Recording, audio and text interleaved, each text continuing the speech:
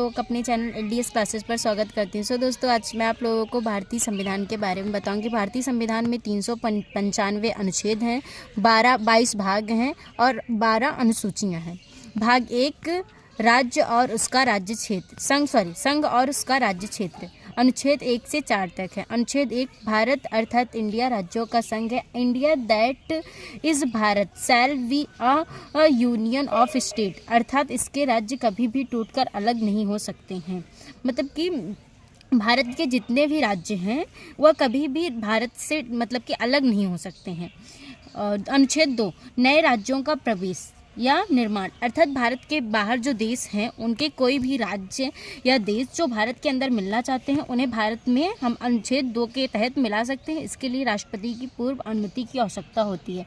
और अनुच्छेद 2 का सहराज्य, अर्थात जब कोई दूसरे देश के राज्य या फिर देश भारत में मिलना चाहते हैं तो वह एक सहराज्य के रूप में भारत के अंग बन सकते हैं। जैसे कि सिक्किम पहले भारत का सहराज्य था। जब सिक्किम के लोगों को लगा कि नहीं हमें भारत में मिल जाना चाहिए तो सिक्किम के लोगों ने तब संविधान में संशोधन किया गया और अनुच्छेद 2 के का को हटा दिया गया। अब वर्तमान समय में अनुच्छेद 2 है केवल। और अनुच्छेद 3 ऐसे ये राज्यों का निर्माण और राज्यों के क्षेत्र सीमा का नाम में परिवर्तन कर सकते हैं। अर्थात वर्तमान समय में भारत में जितने राज्य हैं उनके नाम, क्षेत्र और सीमा में परिवर्तन किया जा सकता है। इसके लिए उस राज्य से अनुमति लेने की कोई आवश्यकता नहीं है। और अनुच्छेद 4 जब संसद अनुच्छेद 2 का प्रयोग करेगी यानी किसी विदेशी राज्य को भारत में मिलाएगी, जब अनुच्छेद 3 का प्रयोग करेगी अर्थात वर्तमान में उपस्थित किसी भी राज्य के नाम सीमा में परिवर्तित करेगी तो इसके लिए राष्ट्रपति की कोई विशेष अनुमति की आवश्यकता नहीं होगी, क्योंकि इसे अनुच्छेद 3688 में रखा गया है जिसमें राष्ट्रपति के हस्ताक्षर की जरूरत होती है। और भाग 2 जिसमें नागरिकता सिटीजनशिप 5 से लेकर 12 तक है संविधान आर्टिकल में। और अनुच्छेद 5 संविधान के प्रारंभ में नागरिकता। अनुच्छेद 6 पाकिस्तान से भारत को प्रव्रज करने वाले कुछ व्यक्तियों की नागरिकता का अधिकार, अर्थात जो व्यक्ति संविधान बनने के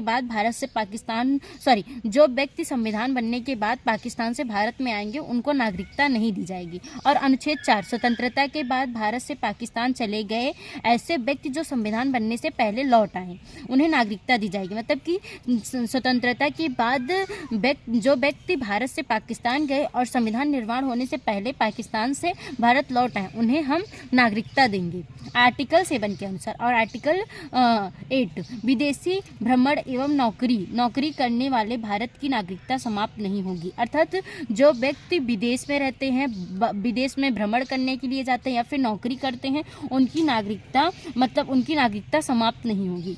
और अनुच्छेद 9 विदेशी नागरिकता को लेने पर भारत की नागरिकता समाप्त कर दी जाएगी, अर्थात अगर कोई व्यक्ति जो भारत का मूल निवासी है अगर वह विदेश में रहता है तो उसकी नागरिकता समाप्त हो जाएगी। और अनुच्छेद 10 भारतीयों की नागरिकता बनी रहेगी तब तक कि वह कोई देश विरोधी कार्य नहीं करते। मतलब कि भारत के जो मूल निवासी हैं उनकी नागरिकता तब तक बनी रहेगी उनकी नागरिकता बनी रहेगी अगर वह कोई देश के विरुद्ध कोई कार्य करते हैं तो उनकी नागरिकता समाप्त कर दी जाएगी, जिसका उल्लेख अनुच्छेद 10 में है। और अनुच्छेद 11 नागरिकता संबंधी